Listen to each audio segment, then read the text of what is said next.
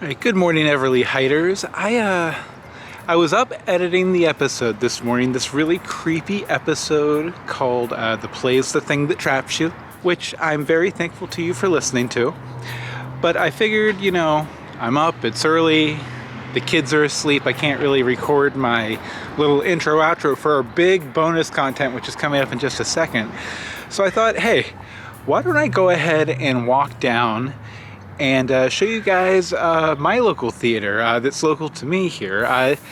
It was a bit of a walk to get here, but it's the closest one to me, and it is the San Gabriel Mission Playhouse in San Gabriel, California. Now, I'll put some photos in, but I can't really go in because it's Sunday morning. It's a really beautiful theater. It's been here for 100 years or more. But I thought, I'd come down here, I'd show you, then I'd walk you around and just talk a little bit about the episode. Okay, so The Play's the Thing That Traps You. This is very obviously, since Everly Heights Tales is an anthology series, this is sort of an homage to one of my favorite anthology series of all time, The Twilight Zone. I tried to go for that man's folly, morality tale sort of thing that The Twilight Zone always used to do so great, so great. So when I decided to set it in a theater, I knew I had to re-engage Michael Special from our Welcome Freshman episode a few weeks ago to come back in and reprise his role. I really love Sean Siegler though, and he does a really, really strong, awesome, cartoony kind of character voice. So I engaged him to play both a very minor part as Michael Special and play the big, mysterious character of Zarvan. Now, Zarvan's interesting. A lot of the Everly Heights stories have been out there for a couple of years as screenplays on the website. This is one I've kind of held close to the chest. Zarvan's Time Repair. You could consider this a loose pilot for it. You could also consider the pilot I wrote for it a loose pilot for it. Up to you. The point is, this episode is the one where I really try to start introducing supernatural elements into Everly Heights more.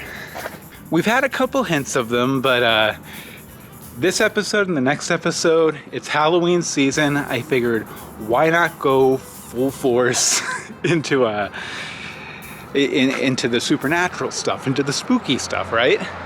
And I was also excited because, we've done a lot of episodes of this. I've written a lot of stories outside of the last Everly Heights story curtain call, which is up on the site. I've never really written a story set in Cornerstone before. I liked it so much, in fact, that another upcoming episode, probably in 6 or 8 weeks, is going to be set in Cornerstone. As I mentioned back in the first episode, Cornerstone's based on my personal hometown theater of Towngate Theater in Wheeling, West Virginia. But a lot of my acting was done at West Liberty State College right up the hill in West Liberty, West Virginia. So what's going to follow here is a conversation I had with two people who were very important to me in college. My old college roommate, JG, Jason George, and my friend from college who ended up becoming my wife, Anne-Marie DeSimone. So I hope you guys enjoy the whole conversation, and I'll pop back in at the end for a couple closing words. Say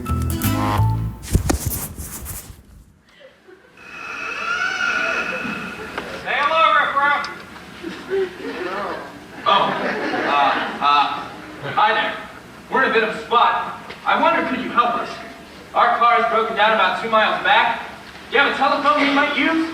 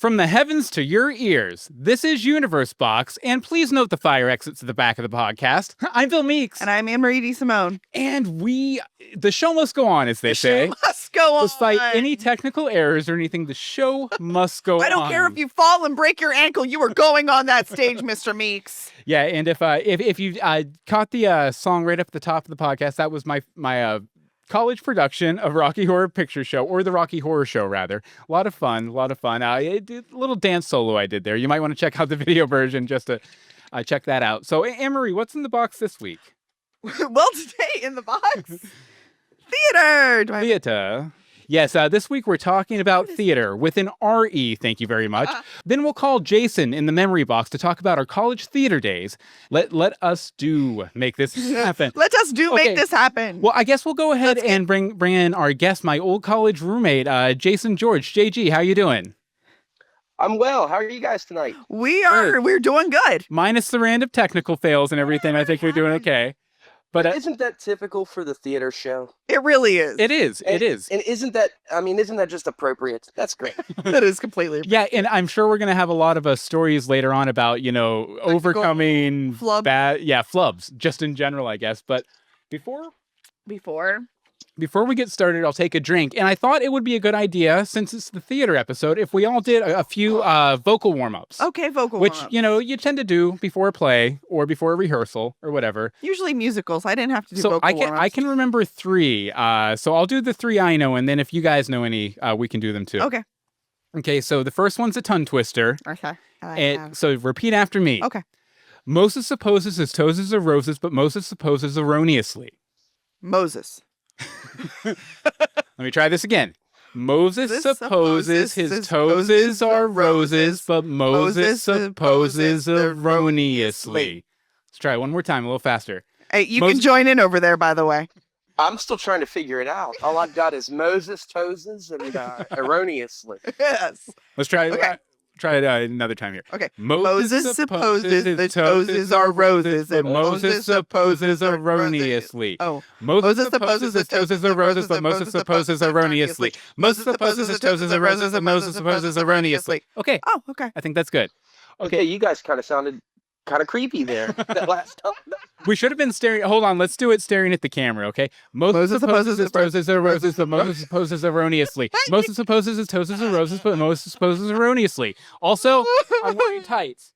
Oh, good. And it was hidden by the lower third. You can't see his tights. Hold on. I see my tights. You can barely. I just kind of hopped in there on the Moses roses. Moses roses erroneously. Okay, the next one is a singing one. Okay, so this one, I'll do it once and then we'll try and do it together, okay? Okay. And my voice is already shot, so this is a catastrophe. Okay, Butterfly, butterfly, butterfly, butterfly, flutter by, flutter by, flutter by, flutter by. Okay, you guys got that? Pretty simple, right? Okay. Okay, let's do it in 3. Oh, I'm reluctant to sing, guys. So am I. Carry a tune in a bucket. Hey, neither can I, and I just did it. So turnabout's fair play. Don't worry, my off voice will completely mask your off voice. Don't worry. Okay, so in 3, 2, 1. Butterfly, butterfly, butterfly, butterfly, flutter by, flutter by, flutter by, flutter by. Very good. Okay, I had to listen to you guys do it together. Okay, one more time. Okay. Staring at the camera for creepiness. All right. Butterfly, butterfly, butterfly, butterfly, flutter by, flutter by, flutter by, flutter by. Bye.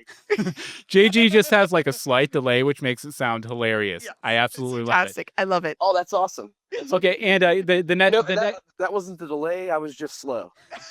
He just has no musical timing whatsoever. Yeah. It's cool. I got no rhythm. Okay, well, JG, rhythm is a dance. Why don't you? Do you know any vocal warm-ups we could do here real quick? Well, I remember one we did in high school. It was a enunciate the consonants, spit out the words, round all the vowel sounds, or else you'll be a nerd. Okay, give that to us one more time. Okay, if I can remember it again. So, see, I have to think about it real hard when I do it. Okay, it's enunciate the consonants, spit out the words, round all the vowel sounds, or else you'll be a nerd. Okay, I think I might be able to do it this time. Okay, third time's the charm. You ready, Anne-Marie? I'll give it a shot. Okay. Ready? Okay. Yeah. Enunciate The the consonants, spit spit out the verbs. Oh, Something files out and in your nerd. nerd. Perfect. Nerd. Yeah. We did it. Okay, well, now it's time to dust off a few damaged brain cells as we three old stagehands tell you about our time in the theater program at West Liberty State College in the memory box. And we're going to, in the video portion, as we talk here, we're going to be showing some pictures from our days in theater. And we have a picture of me and Anne-Marie and a picture of JG I took for him from a project I did called the Storybook Playtime Show with him wearing a backwards baseball cap. It's fun. Oh, yeah. You're looking good there, G. I look young there. Yes, very. Yeah, we all do.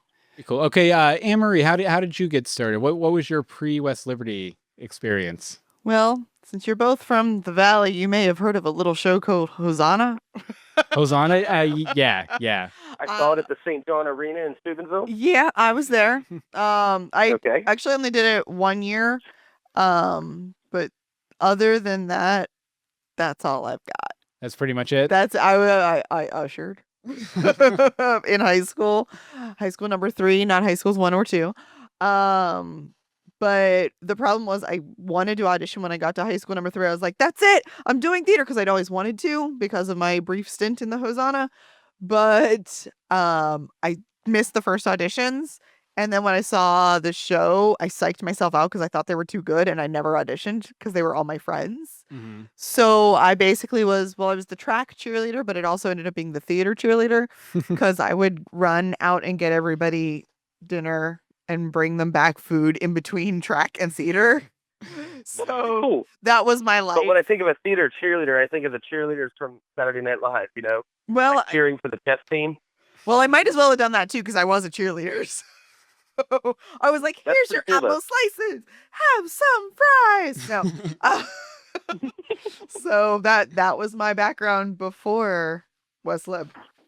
Excellent. And let's see. As for me, my theater background before West Lib, I tried out for a couple of plays in high school. I didn't get into any of them, but I did end up meeting my first girlfriend at one of the auditions, and less said about her, the better. Yep. But she took me down to a little theater in Wheeling called Towngate Theater and had me try out for a show called The Children's Hour, which I believe was also had some homosexual themes in it. It's about 2 children or teachers at an all-girls school who there's whispers in towns that they have a lesbian relationship. And I played the very pivotal role of the grocery boy who came in and stared them down, and all the hate of the town had to be in my eyes, sort of thing. Nice. So I had 3 lines, and but I got some confidence going out on stage and everything. And then I tried out for Our Town at Wheeling Park High School, my high school, and got in and got one of the major parts, one of the fathers, Dr. Gibbs. I believe actually the first non-stage manager character who shows up in the show. So I did that, and it was a lot of fun, and I was like, okay, that's it. I'm done with theater. And then I got to West Lib, and I heard they were doing Rocky Horror, and we were off to the races. The addiction began. And so then, we were hanging out with this mutual group of friends, and I end up trying out for Rocky Horror, and you end up being the stage manager for Rocky Horror, which we saw a clip from at the top of the show. Nice. That was a party every night. Oh yeah, for sure. Everything. like it was really weird because I often when I get into conversations about 9/11, I bring up that show just because it happened. I think it was the 3rd or 4th rehearsal for Rocky. And I remember we were all wondering if we were going to have rehearsal. Riley called rehearsal. And Riley's like, yes. Then he gave us this stirring speech about how, in the face of adversity, art must go on and all that kind of stuff. Very fond memory. Well, not a fond memory. It was really inspiring. Yeah, exactly. And he made it seem like we were doing something important there in our fishnet tights. That's one of my favorite things about John Riley is that he's always made it important, and he made you take it seriously. And if you weren't going to take it seriously, adios, there's the door. Don't ever come back. Mm-hmm. You will never. Okay, he's a wonderful director and a wonderful person. Well, the place was a mess every night after the show. Oh yeah, because of all the I was the stage manager. I still didn't help clean up. Well, there was confetti True that. there was confetti every night, and I know that a couple years later, when we were doing the strike for Hamlet, I think it was Hamlet. There was still confetti. yeah, there was still confetti everywhere. There probably even is still confetti, and they've done construction, like major In construction. my box of mementos, I actually kept an ace of spades from the audience that was thrown, during the show. Nice. And one thing I do remember well about Rocky Horror, maybe Bill will remember this as too. So you remember how sometimes the actors would maybe ad lib or whatever, and how there was that one really particularly loud fan? Oh yeah. You remember when our Rocky acknowledged him breaking the fourth wall? Yes, I do remember that, and how Riley completely freaked out because like it wasn't because it wasn't the character who's meant to break the fourth wall, right? It was the one who was less dressed, if I remember correctly. I'm sure. Exactly. Yeah, I do remember. Because I forget what it was, but he said something directly to him, and only Frankenfurter is allowed to talk to the audience, or at least in our production. Wow. Right. Yeah, and I forget exactly what happened to that actor. I know Riley wasn't very happy with him. He was not very happy at all. if anybody broke the rules. Trivia, if you're watching the slideshow on YouTube, there's a picture of that actor somewhere in the slideshow. You'll have to guess where. As you point to it. Yeah, as I point to him as being the character on the screen. So we did Rocky. That was the fall semester of West Lib. And then Anne-Marie, I guess you can probably pick it up here because there were auditions for a children's show, right? It was during the Rocky Horror. I was the gypsy Lydia. And that's my first show. That was the actual voice you did. That really was. It was based on the Jamaican fortune teller lady on TV. Oh, Miss Cleo? Miss Cleo, yes. That was there she is. Miss Cleo. That was my inspiration for that role, and the fact that I actually got a call back and then got cast was ridiculous. Well, Crystal who directed who directed all the children's shows at West Liberty. She was very much in the I don't know, like the Mad TV kind of humor sort of thing. Yes. She would often take things from popular culture and make you act that way. Mm-hmm. Yes. Or she would be like, okay, I want you to do King Thrushbeard as a Saturday Night Live character or something like that. Oh, King Thrushbeard. Lots of Saturday Night Live Lots of Saturday Night Live. JG, you were in that show too, weren't you? Yes, I was. I was the echo of the forest. Which is quite convenient. Most of my lines were delivered off stage into a hand mic. Nice. Shane. When I did come on stage, I told them I wanted elf ears, and they gave them to me. Of course. Of course they did. Nice. Hey, I was the stage manager for that show, but Anne-Marie doesn't actually remember me. That was the show we met on. Yep. And considering you're my wife and everything now, it's kind of weird that you don't remember actually meeting me. My first memory of you is you sitting on, I think, was it Crystal's house? Yeah, Crystal's house. You and what's her face were sitting on the couch, and we gave you your Jack as your. Yeah, you guys got me a big bottle of Jack. A big bottle of Jack. My that stage is manager literally gift. all I remember. That's fair. That's really all I remember too. Getting the bottle of Jack, and then it was the next morning. And then it was the next day. Yeah. No. I don't know what happened. Oh, that was the great thing about being a stage manager. You always got a big bottle of hooch when the show was over. See, and that makes me regret really never stage managing. I'm like, I could have done really good. No. Well, I got me a bottle of Crown one year. Ooh. Nice. Well, the thing is, you had to do a lot of hard work in between all of the stage managing stuff. Too. Well, that was the thing. They wanted me to stage manage a musical. I'm like, no. I had no experience whatsoever. I think I'd only been in like 2 shows at that point. I'm like, you don't want me doing the fall musical here, guys. I'm sorry. I'm a sophomore. But why don't we go ahead and skip ahead to Flea and Rear? Okay. Which, Anne-Marie, you'll have to sit out on this one. But Flea and Rear was a really fun show because, first of all, it was the first show I was ever in where I got to play a villain. Like, and I played Don Carlos Hominides de Histangua. Crap! I was gonna say it. Oh, you were gonna say it? I wanted you to go. I salute you. I salute you. I salute you. Yeah, there we go. Remember, I was at the end the valet, and I always introduced people when they came in. Oh yes. Okay. Oh yeah. We can do our actual line from the show. I have the script here. But go ahead. Give me the setup. I would open the sliding doors. I would walk out, and then I would announce, Señor Don Carlos Hominides de Histangua. I salute you. Right, but Bill would like pop out like really fast. Yeah. And Okay, look like Doro. yeah, that character was really just like all fast action. It's kind of like a kind of similar archetype to Ricky Ricardo, sort of like that Yeah. that very angry Spanish or Latin character with a lisp. To denote a hint of royalty. But yeah, he was all very like big brash movements, stomping around, and with a tiny little gun and a tiny little cape that I had them put on because I liked it because Zorro. Of course. Yeah, I also I messed up my knee really bad in this show, and it wasn't like because I was doing like crazy things like jumping off platforms, stairs, over couches, because it's a farce, so there's a lot of action. But I actually injured my knee. I was back in the dressing room, sitting backwards on a chair, talking to somebody, and I got up and I swung my leg up over the chair, and something just tore in my knee. And this was like 2 nights before we opened. Oh. So I I remember it. Yeah, so I was like limping when I wasn't on stage, but somehow the adrenaline from You being find the adrenaline on stage. It's the lights and the audience. Yeah. It's the John Riley yelling from the light booth. And yeah, I wrapped my knee up super duper duper duper duper duper duper tight and hope for the best and just gave it my all. And I still have problems with that knee. It was worth it though. it was worth it. 'Cause it was a good It's a good show. Yeah, Jade, Sometimes you just got to push through. exactly. JG, what was that? I think I remember you saying back in the day that was like the biggest part you had ever had up to that point or something. It was the longest play I'd ever been in. That was it. Like a 3-act play. It was. I had a couple parts that size before, but that one was pretty large. Mm-hmm. Yeah, but you got to sit out a big part of the second act, and you just got to hang out backstage and everything.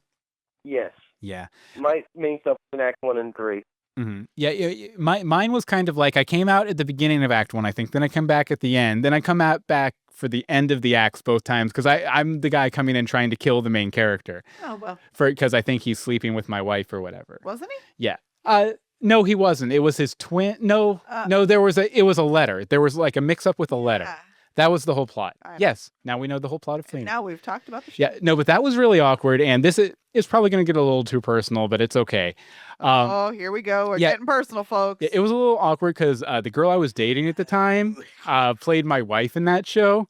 And I ended up breaking up with her right before our last performance because of something that had gone down at the cast party the night before.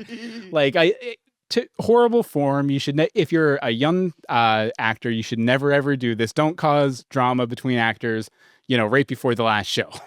Bad idea. Well, I want to talk about the Playhouse for just a minute, JG. But first, I just want to touch very briefly. We did traveling children's theater, and I just wanted to tell one quick story about Anne-Marie here. That I think it's going to be? Yeah. I know it's going to be. Everybody knows. Everybody who went to Les Lib knows the story. Hey, JG, were you there for that? I just heard about it later today. Okay, that's fair. Okay, first of all, I would like to point out this was the morning after you broke up with the girlfriend. It might have been the second time. Either way, Yeah. You broke up with her the night before. Mm-hmm. The two of you weren't speaking. We're at the elementary. Okay, first of all, let's set it up. Okay. It's like 8 a.m. We're at the elementary school right up the road from our school. I don't know if any of us had slept. He broke up with the girlfriend they were both in the play, as well as there was Ross, which if you watched last week, Ross Roast, it was that Ross. There was one other person and me.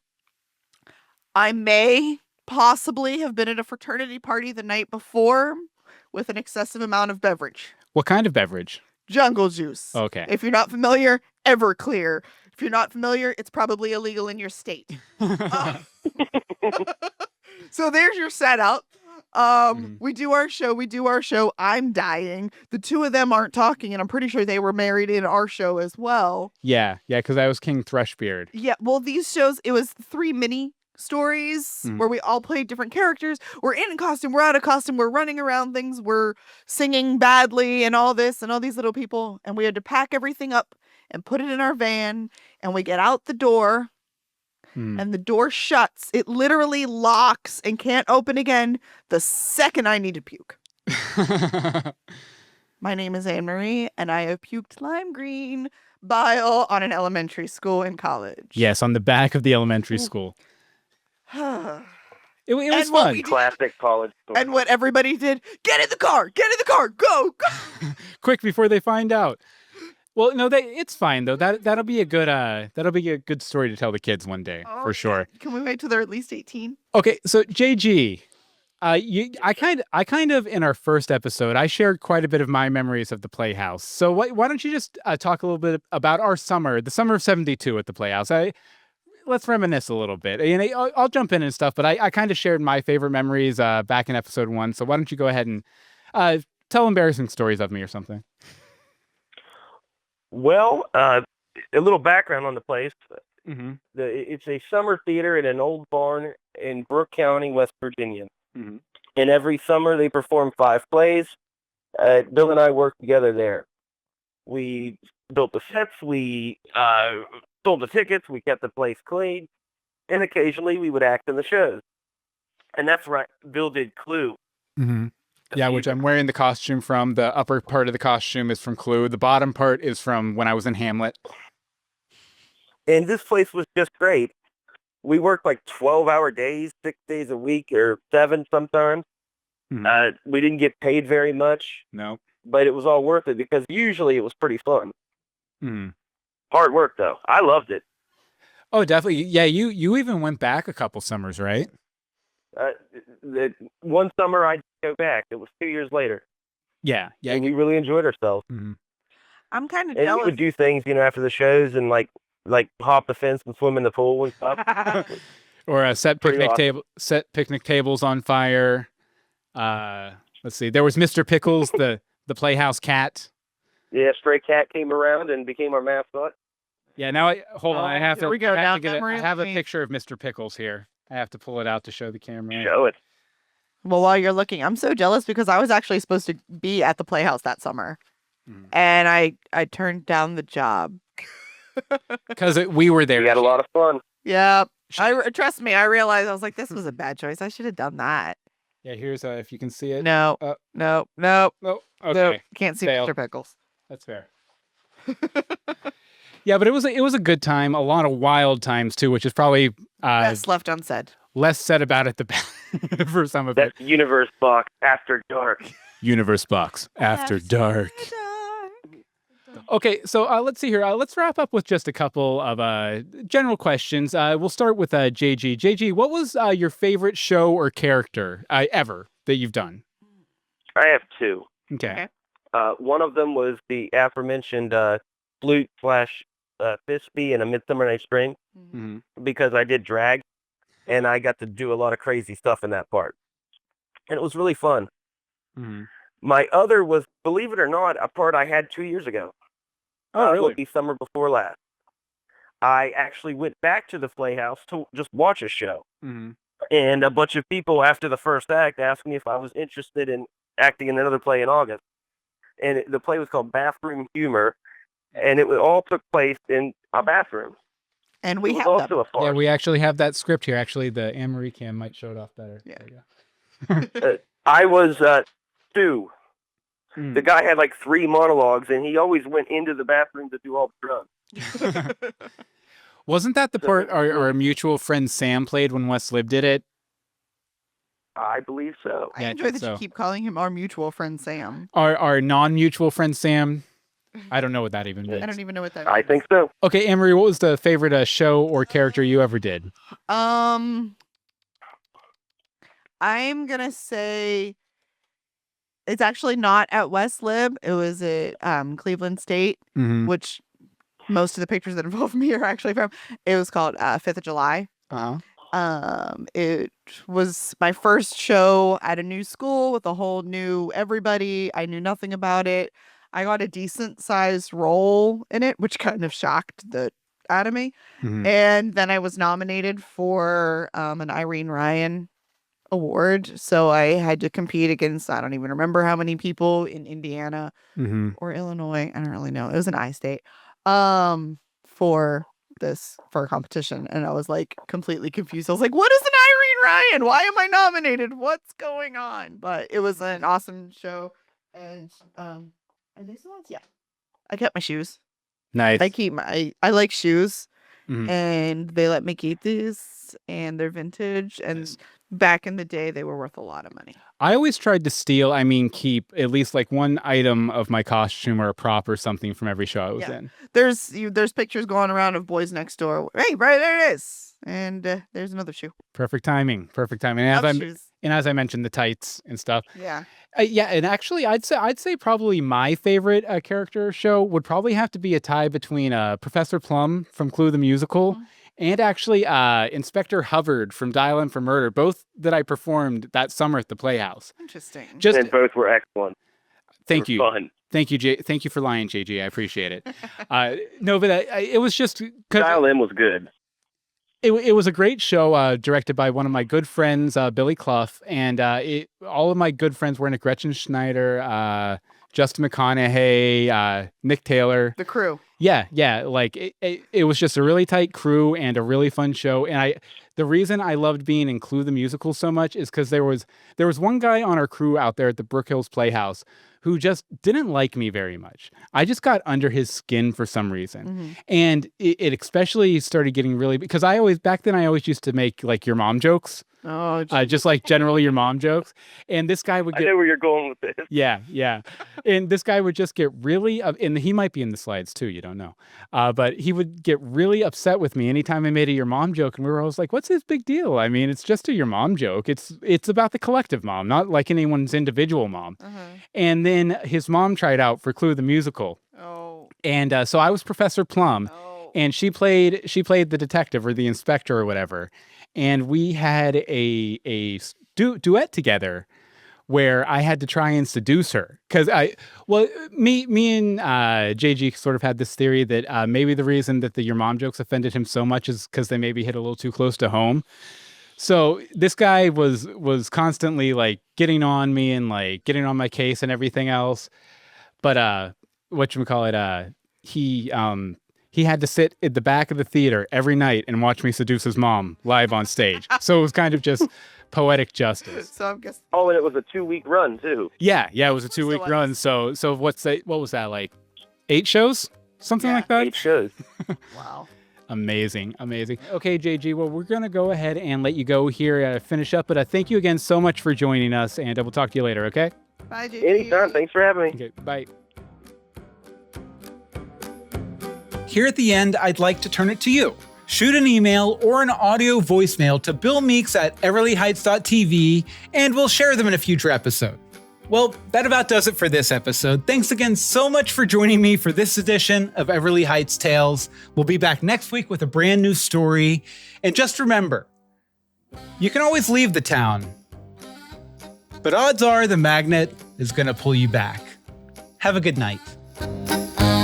This town has a gravity that pulls you by your jeans. It's a half-remembered feeling of some place you've always been. You can try to drive away, but the roads turn you around, 'cause every exit starts a ticking clock till the magnet pulls you back.